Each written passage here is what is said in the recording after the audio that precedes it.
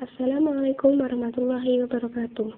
Kami di sini dari kelompok 3 yang beranggotaan Ayu Masrurah, Disera Dalunia Setiabudi, dan Wanda Nur Saputra. Kami di sini akan presentasikan tugas mata kuliah Psikologi Pendidikan dengan judul Belajar. A. Pengertian belajar.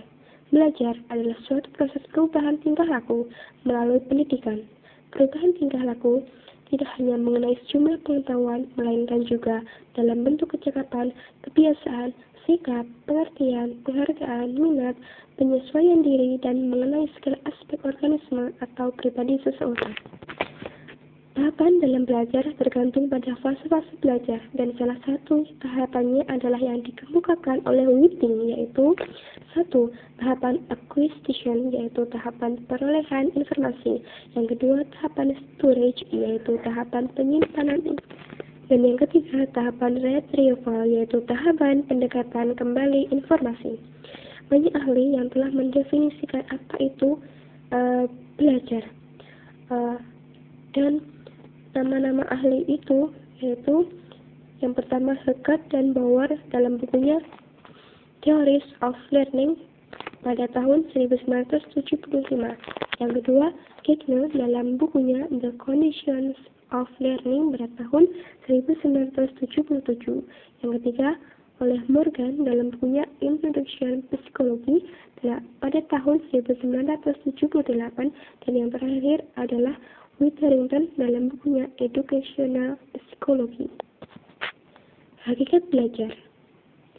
Secara umum, istilah belajar dimaknai sebagai suatu kegiatan yang mengakibatkan terjadinya perubahan tingkah laku. Dengan pengertian demikian, maka belajar dapat dimaknai sebagai suatu kegiatan yang dilakukan oleh guru sedemikian rupa sehingga tingkah laku peserta didik berubah ke arah yang lebih baik. Maka dapat dipahami bahwa belajar membutuhkan hubungan dialogis yang sungguh-sungguh antara guru dan peserta didik, di mana penekanannya adalah pada proses belajar oleh peserta didik atau student of learning dan bukan pengajaran oleh guru atau teacher of teaching. Konsep ini membawa konsekuensi kepada fokus belajar yang telah lebih ditekankan pada keaktifan peserta didik, sehingga proses yang terjadi dapat menjelaskan sejauh mana tujuan-tujuan belajar yang telah ditetapkan dapat dicapai oleh peserta didik. Keaktifan peserta didik ini tidak hanya dituntut secara fisik saja, akan tetapi juga dari segi jiwa. Belajar pada hakikatnya adalah proses interaksi antara peserta didik dengan lingkungannya sehingga terjadi perubahan perilaku ke arah yang lebih baik.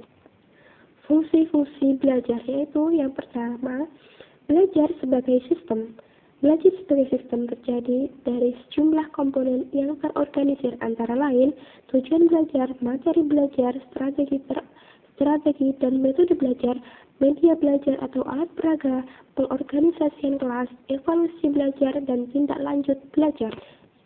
Yang kedua, belajar sebagai proses, merupakan rangkaian upaya atau kegiatan guru dalam rangka membuat siswa belajar, mulai dari persiapan, pelaksanaan, dan yang terakhir menlanjuti belajar yang telah dikelolanya.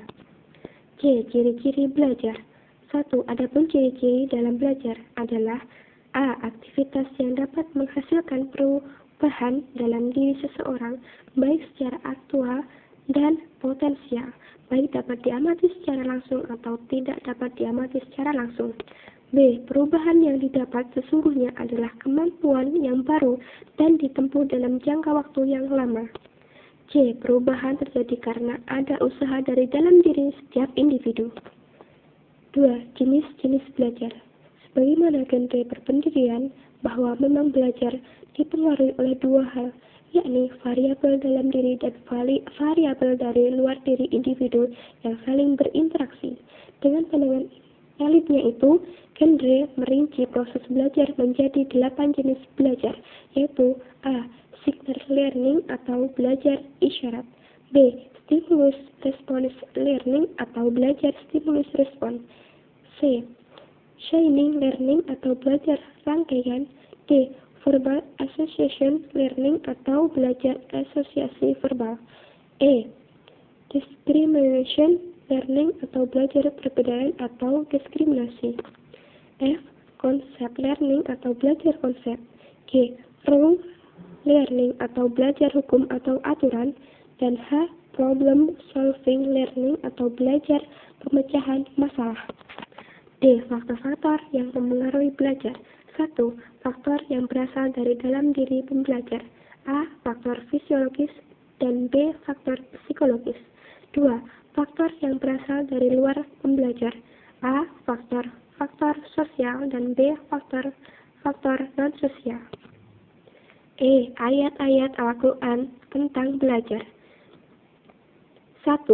Surat Al-Alaq ayat 1-5 dan yang kedua Surat At-Toha ayat 114.